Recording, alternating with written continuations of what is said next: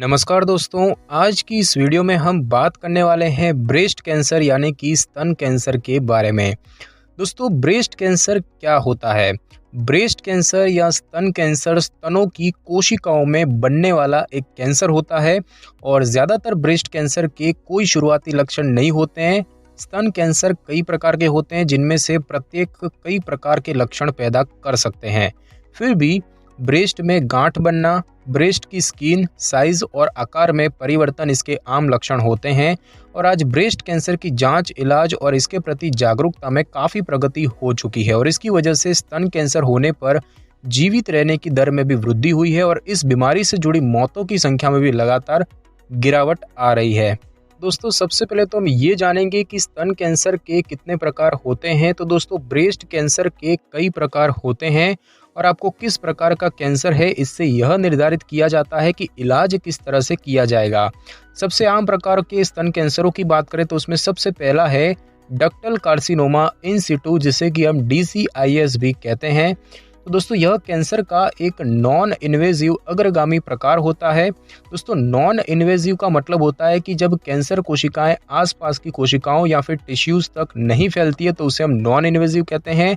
और अग्रगामी यानी कि जिसे हम अंग्रेजी में प्रिकर्सर कहते हैं, उसका मतलब होता है एक स्टेज या पदार्थ जिसमें से दूसरे का गठन होता है। तो दोस्तों, यह जो कैंसर है ये एक नॉन इन्वेजिव और अग्रगामी प्रकार का एक कैंसर होता है। और अगर आपको DCIS है तो स्तन को लाइन करने वाले जो डक्ट्स होते हैं वो बदल जाते हैं और कैंसरग्रस्त लगने लगते हैं।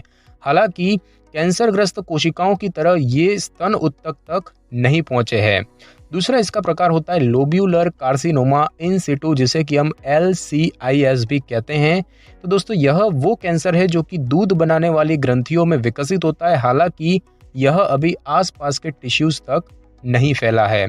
तीसरा इसका जो दोस्तों प्रकार होता है वो होता है इन्वेजिव डक्टल कार्सिनोमा, जिसे कि हम IDC भी कहते हैं। तो दोस्तों, यह सबसे आम प्रकार का स्तन कैंसर होता है और यह स्तन की दूध नलिका यानी कि मिल्क डक्ट में उत्पन्न होकर आसपास के स्तन टिश्यूज पर आक्रमण करता है और एक बार जब कैंसर दूध नलिकाओं से बाहर फैल जाता है फिर ये आसपास के टिश्यूज और अंगों तक भी फैल सकता है। दोस्तों, इसका चौथा प्रकार होता है इन्वेजिव लोब्यूलर कार्सिनोमा, जिसे कि हम ILC भी कहते हैं। तो दोस्तों, यह पहले स्तन के लोब्यूल्स या दूध बनाने वाली ग्रंथियों में बनता है और अगर कैंसर का निदान ILC के रूप में हुआ है तो इसका अर्थ यह है कि कैंसर अब तक आसपास के टिश्यूज और अंगों तक फैल चुका है। दोस्तों, कुछ अन्य प्रकार के भी स्तन कैंसर होते हैं जो कि इतने आम नहीं होते हैं। उसमें पहला है इन्फ्लेमेटरी ब्रेस्ट कैंसर। तो दोस्तों, इसमें कोशिकाएं लिम्फ नोड्स को अवरुद्ध कर देती है और जिससे कि स्तन पूरी तरह स्रावित नहीं हो पाते हैं। हालांकि ट्यूमर बनाने के बजाय IBC के कारण स्तन में सूजन हो जाती है, वे लाल लगने लगते हैं और गर्म महसूस हो सकते हैं। कैंसरग्रस्त स्तन छिला हुआ और मोटा लग सकता है, संतरे के छिलके के समान लग सकता है और यह प्रकार स्तन कैंसरों का सिर्फ 1% ही होता है। उसके बाद है दोस्तों ट्रिपल नेगेटिव ब्रेस्ट कैंसर, जिससे कि जो कि इस प्रकार के कैंसर का निदान होने के लिए जरूरी है कि जो ट्यूमर है उसमें 3 लक्षण होने चाहिए। सबसे पहला है कि उसमें एस्ट्रोजन रिसेप्टर ना हो, उसमें प्रोजेस्टेरोन रिसेप्टर ना हो और साथ ही साथ उसकी सतह पर अतिरिक्त HER2 प्रोटीन नहीं होने चाहिए। दोस्तों, HER2 प्रोटीन जो है वो स्तन कैंसर के विकास को बढ़ाते हैं। अगर ट्यूमर तीनों लक्षण दिखाता है तो उसे ट्रिपल नेगेटिव ब्रेस्ट कैंसर कहते हैं और इस प्रकार का कैंसर ज़्यादा जल्दी फैलता और बढ़ता है और इस प्रकार के कैंसर का इलाज करना भी बहुत कठिन होता है। उसके बाद है दोस्तों निपल्स का पेजेट रोग यानी कि Paget disease of the nipple.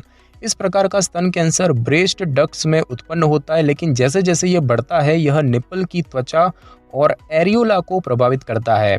Paget रोग स्तन कैंसर के अन्य प्रकारों जैसे कि DCIS या फिर IDC के साथ भी हो सकता है। उसके बाद दोस्तों बात की जाए फिलोड्स ट्यूमर की, तो यह एक बहुत ही दुर्लभ प्रकार का कैंसर है जो कि स्तन के कनेक्टिव टिश्यूज में होता है। और एक होता है एंजियोसार्कोमा यानी कि वाहिका सार्कोमा। यह कैंसर स्तन की रक्त वाहिकाओं या फिर लिम्फ वाहिकाओं में होता है और उसे हम वाहिका सार्कोमा कहते हैं। और अब हम दोस्तों जानेंगे कि ब्रेस्ट कैंसर के कितने चरण या स्टेजेस होते हैं। तो दोस्तों, स्तन कैंसर की गंभीरता के मुताबिक उसे 5 स्टेज में बांटा जा सकता है।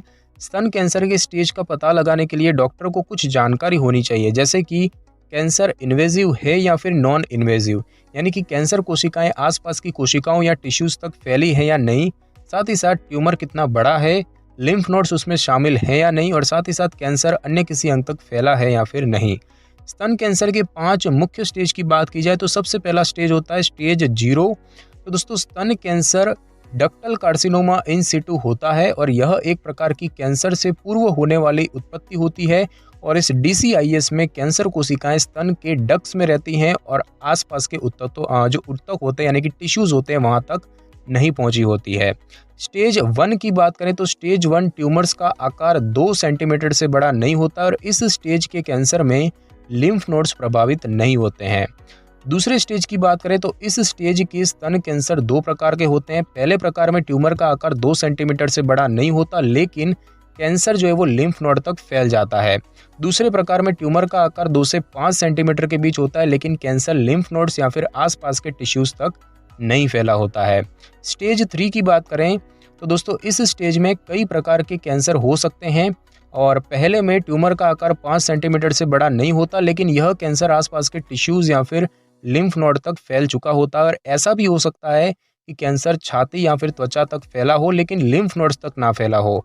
अन्य प्रकार में ट्यूमर किसी भी आकार का हो सकता है और लिम्फ नोड तक फैल सकता है, भले ही वे दूर हो। और स्टेज 4 की बात की जाए जो कि 5वां स्टेज होता है, तो इस स्टेज में ट्यूमर किसी भी आकार का हो सकता है और ट्यूमर जो है वो पास और दूर दोनों तरह के लिम्फ नोड तक फैल चुका है। और अब हम दोस्तों जानेंगे कि ब्रेस्ट कैंसर के शुरुआती लक्षण क्या होते हैं। तो दोस्तों आमतौर पर शुरुआती स्टेज पर स्तन कैंसर के कोई लक्षण नहीं पाए जाते हैं। ट्यूमर का आकार छोटा हो सकता है जो कि महसूस भी नहीं हो पाता है, हालांकि कोई भी असामान्यता मैमोग्राम में देखी जा सकती है। ट्यूमर होने का पहला संकेत ब्रेस्ट में गांठ ही होता है जो कि पहले वहां नहीं था। हालांकि हर गांठ कैंसर हो ये जरूरी नहीं है और इसीलिए गांठ महसूस होने पर अपने डॉक्टर से संपर्क करें। और बात की जाए कि ब्रेस्ट कैंसर की पहचान क्या होती है, तो उसमें कुछ लक्षण आपको हो सकते हैं, जैसे कि गांठ या फिर उत्तकों का मोटा होना महसूस होना जो कि अभी अभी बना हो, पूरे स्तन पर त्वचा पर गुठलियां बनना या फिर त्वचा का लाल होना, पूरे स्तन या स्तन के कुछ हिस्से में सूजन होना, निपल से स्तन के दूध के अलावा किसी और द्रव का स्राव होना, निपल से खून निकलना, निपल्स या स्तन की त्वचा का छिलना, स्तन के आकार में अचानक और अस्पष्टीकृत परिवर्तन होना, स्तन की त्वचा में परिवर्तन होना, बाह में सूजन या गांठ बनना और इन्वर्टेड निपल्स होना, यानी कि निपल्स का बाहर की तरफ ना होकर अंदर की तरफ होना। इनमें से कोई लक्षण होने का अर्थ यह नहीं है कि आपको स्तन कैंसर ही है। कोई भी लक्षण पाए जाने पर अपने डॉक्टर से अवश्य संपर्क करें। और बात की जाए कि क्या ब्रेस्ट कैंसर में दर्द होता है, तो दोस्तों दोनों स्तनों में दर्द होना अधिकतर मामलों में ब्रेस्ट कैंसर का लक्षण नहीं होता है। हालांकि अगर आपको दर्द केवल एक स्तन में ही है और विशेष रूप से एक स्तन पर एक विशिष्ट स्थान में, तो इसकी जांच करवाने में देरी न करें। फोकल दर्द यानी कि सिर्फ एक जगह होने वाला दर्द जो होता है उसका दोनों स्तनों में दर्द की तुलना में कैंसर का संकेत होने की संभावना अधिक होती है। और यदि दर्द के साथ स्तन में गांठ या फिर आपकी त्वचा या निपल परिवर्तन भी हो रहे हैं तो भी आपको डॉक्टर से तुरंत जांच करवानी चाहिए। फिर भी अगर आप ब्रेस्ट में दर्द को लेकर चिंतित हैं तो डॉक्टर से फिजिकल एग्जाम करवा लें और आपके डॉक्टर यह निर्धारित कर सकेंगे कि आपको ब्रेस्ट कैंसर स्क्रीनिंग की आवश्यकता है या फिर नहीं। और अब हम दोस्तों जानेंगे कि ब्रेस्ट कैंसर कैसे होता है, दोस्तों इसके क्या कारण हैं। तो विशेषज्ञ स्तन कैंसर का सटीक कारण पता नहीं लगा पाए हैं, लेकिन शोधकर्ताओं ने हार्मोनल, जीवन शैली और पर्यावरणीय कारकों की पहचान की है जो कि आपके स्तन कैंसर के खतरे को बढ़ा सकते हैं। संभवतः ब्रेस्ट कैंसर इन कारकों के एक कॉम्प्लेक्स मिक्स से होता है। हालांकि यह स्पष्ट नहीं है कि कुछ लोग जिनको कोई जोखिम कारक नहीं है उन्हें भी ब्रेस्ट कैंसर होता है तो क्यों होता है, और दूसरी तरफ जिन्हें ऐसे कई जोखिम कारक है उन्हें स्तन कैंसर नहीं भी होता। तो कुछ ऐसे कारक जो कि स्तन कैंसर के जोखिम को बढ़ा सकते हैं, उसमें पहला है उम्र बढ़ना या फिर वृद्ध होना। महिला की उम्र बढ़ने से स्तन कैंसर होने का जोखिम भी बढ़ता है। महिलाओं में पाए जाने वाला स्तन कैंसर 80% से ज्यादा स्थितियों में 50 से ज्यादा उम्र की महिलाओं में होता है, वो भी मेनोपॉज के बाद।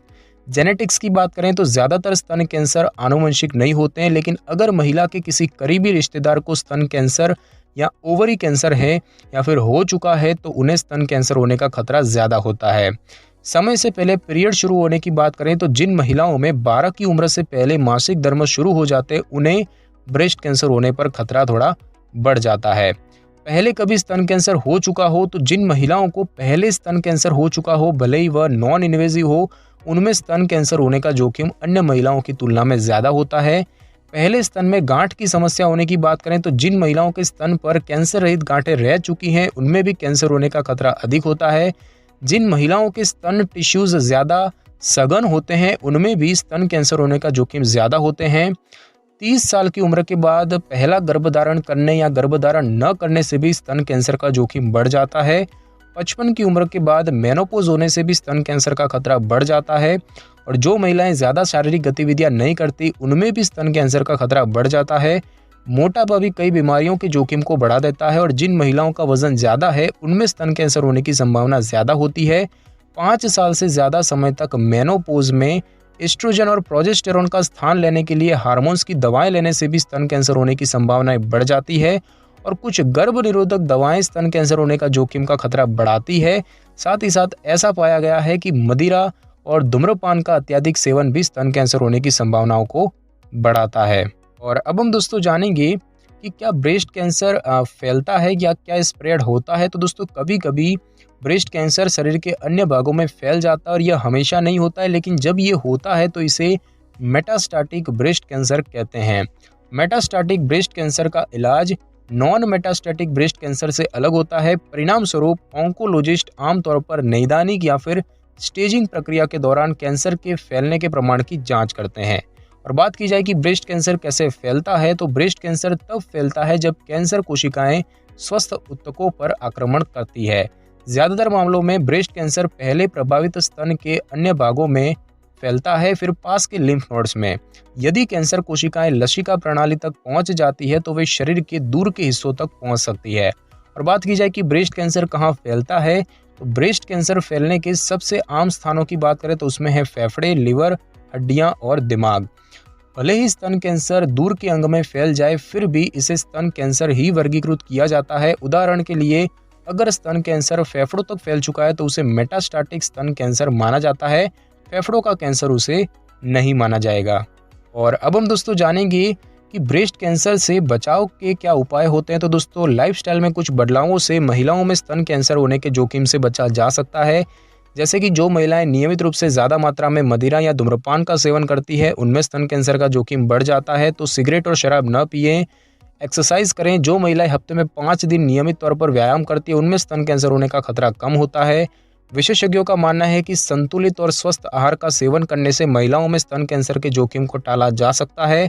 साथ ही साथ हार्मोन थेरेपी स्तन कैंसर होने के खतरे को कम करता है। मरीज को यह करवाने से पहले इसके फायदे और नुकसानों के बारे में चिकित्सक से परामर्श कर लेना चाहिए। साथ ही साथ शरीर का वजन ज्यादा होने से भी स्तन कैंसर होने का खतरा रहता है। स्वस्थ शारीरिक वजन बनाए रखने से इस खतरे से बचा जा सकता है। और जो महिलाएं स्तनपान करवा रही होती हैं, उनमें अन्य महिलाओं के मुकाबले स्तन कैंसर होने का खतरा कम रहता है। और बात की जाए कि इस ब्रेस्ट कैंसर की जांच कैसे की जाती है, तो दोस्तों, यह निर्धारित करने के लिए कि लक्षण स्तन कैंसर की वजह से है या स्तन की किसी अन्य परेशानी की वजह से है, डॉक्टर जो एक संपूर्ण शारीरिक जांच और अन्य कुछ टेस्ट करेंगे। और कुछ टेस्ट की मदद से स्तन कैंसर का निदान किया जा सकता है, जिसमें सबसे पहला होता है ब्रेस्ट एग्जाम। दोस्तों, डॉक्टर जो है वो दोनों स्तन के असामान्य भागों की जांच करने के लिए एक संपूर्ण ब्रेस्ट एग्जाम करते हैं। और डॉक्टर जो है वो शरीर के अन्य अंगों की भी जांच कर सकते हैं, जिससे कि ये पता लगाया जा सके कि जो लक्षण है वो शरीर की किसी अन्य समस्या की वजह से तो नहीं। दूसरा है दोस्तों मेमोग्राम। स्तन की सतह के नीचे देखने का सबसे अच्छा तरीका है मेमोग्राम नामक इमेजिंग टेस्ट। कई महिलाएं वार्षिक मेमोग्राम करवाती हैं, जिससे कि जांच की जा सके कि उन्हें स्तन कैंसर तो नहीं है। अगर डॉक्टर को संदेह है कि आपको ट्यूमर या अन्य संदिग्ध परेशानी है, तो भी डॉक्टर मेमोग्राम करने के लिए कह सकते हैं। और अगर मेमोग्राम में कोई असामान्यता पाई गई हो तो डॉक्टर अन्य टेस्ट करवाने के लिए भी कह सकते हैं। अल्ट्रासाउंड की बात करें तो स्तन अल्ट्रासाउंड से स्तन ऊतकों की एक तस्वीर बन जाती है और अल्ट्रासाउंड में ध्वनि तरंगों का प्रयोग किया जाता है। और अल्ट्रासाउंड की मदद से डॉक्टर को ट्यूमर या फिर सिस्ट में अंतर करने में मदद मिलती है। और बायोप्सी की बात करें तो अगर मेमोग्राम और अल्ट्रासाउंड से कोई परिणाम न पाया गया हो तो डॉक्टर संदिग्ध भाग का एक सैंपल लेकर उसका टेस्ट कर सकते हैं और सैंपल की मदद से कैंसर का पता लगाया जा सकेगा और इसे हम बायोप्सी कहते हैं। और अब हम दोस्तों जानेंगे कि ब्रेस्ट कैंसर का इलाज कैसे होता है। तो दोस्तों ब्रेस्ट कैंसर के इलाज का सबसे आम तरीका होता है स्तन कैंसर की सर्जरी करना।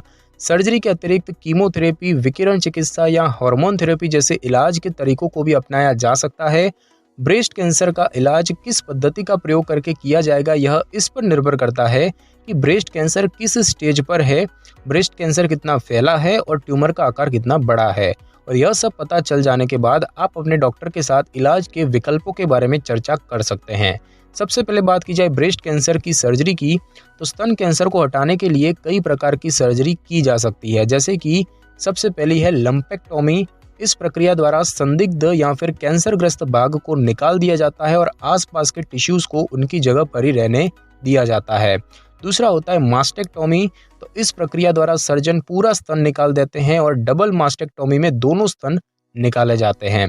दूसरा है दोस्तों विकिरण चिकित्सा की बात करें तो कैंसर कोशिकाओं को नष्ट करने के लिए एक्सरे की उच्च स्तरीय किरणों का प्रयोग किया जा सकता है और ज़्यादातर विकिरण चिकित्सा में शरीर के बाहर एक बड़ी मशीन का प्रयोग किया जाता है। कैंसर के इलाज के तरीकों में प्रगति की वजह से शरीर के अंदर कैंसर को विकिरण किया जा सकता है और इस प्रक्रिया को ब्रैकीथेरेपी कहते हैं। और इस प्रक्रिया को करने के लिए सर्जन रेडियो एक्टिव सीड्स या फिर पैलेट्स को शरीर के अंदर ट्यूमर के पास रखते हैं। बात की जाए कीमोथेरेपी की, तो कीमोथेरेपी एक दवा है जो कि कैंसर कोशिकाओं को नष्ट कर सकती है। कुछ मरीज सिर्फ कीमोथेरेपी करवाते हैं, लेकिन इस प्रक्रिया का प्रयोग अक्सर इलाज के अन्य विकल्पों खासकर सर्जरी के साथ किया जाता है। कुछ स्थितियों में डॉक्टर जो है वो सर्जरी से पहले कीमोथेरेपी करना उचित समझते हैं और इसका उद्देश्य यह होता है कि ट्यूमर को सिकोड़ा जा सके और सर्जरी ज़्यादा चीर कर या काट कर न करनी पड़े। कीमोथेरेपी के कई दुष्प्रभाव भी होते हैं जिनके बारे में मरीज को इलाज शुरू होने से पहले से पता होना चाहिए। और हार्मोन थेरेपी की बात करें तो अगर स्तन कैंसर पर आपके हार्मोन्स का असर पड़ता हो तो डॉक्टर हार्मोन्स को अवरुद्ध करने के लिए हार्मोन थेरेपी शुरू कर सकते हैं, जिससे कि कैंसर के विकास को रोकने का प्रयास किया जाता है। एस्ट्रोजन और प्रोजेस्टेरोन महिलाओं में पाए जाने वाले दो ऐसे हार्मोन्स होते हैं जो कि स्तन कैंसर के ट्यूमर के विकास को बढ़ाते हैं और इन हार्मोन्स के उत्पादन को कम करने या फिर रोकने की दवाएं लेने से कैंसर के विकास को कम किया जा सकता है। और बात की जाए दवाओं की, तो कुछ दवाओं से विशिष्ट असामान्यताओं और कैंसर कोशिकाओं के म्यूटेशंस पर हमला किया जा सकता है, जैसे कि HER2 प्रोटीन के उत्पाद अवरुद्ध किया जा सकता है और HER2 कैंसर कोशिकाओं को बढ़ने में मदद करता है और इसीलिए इस प्रोटीन को बढ़ने से रोकने से कैंसर के विकास को रोका जा सकता है। तो दोस्तों आज की इस वीडियो में बस इतना ही। अगर आपको मेरी ये वीडियो और जानकारी अच्छी लगी हो तो वीडियो को लाइक और शेयर कर दीजिए और कमेंट करना बिल्कुल भी ना भूलें। और अगर आप हमारी चैनल पर नए हैं तो चैनल को कर लें सब्सक्राइब और बेल आइकन के बटन को ज़रूर क्लिक कर लें ताकि मेरी नई वीडियो की नोटिफिकेशन सबसे पहले आपको मिल सके। Thanks for your time.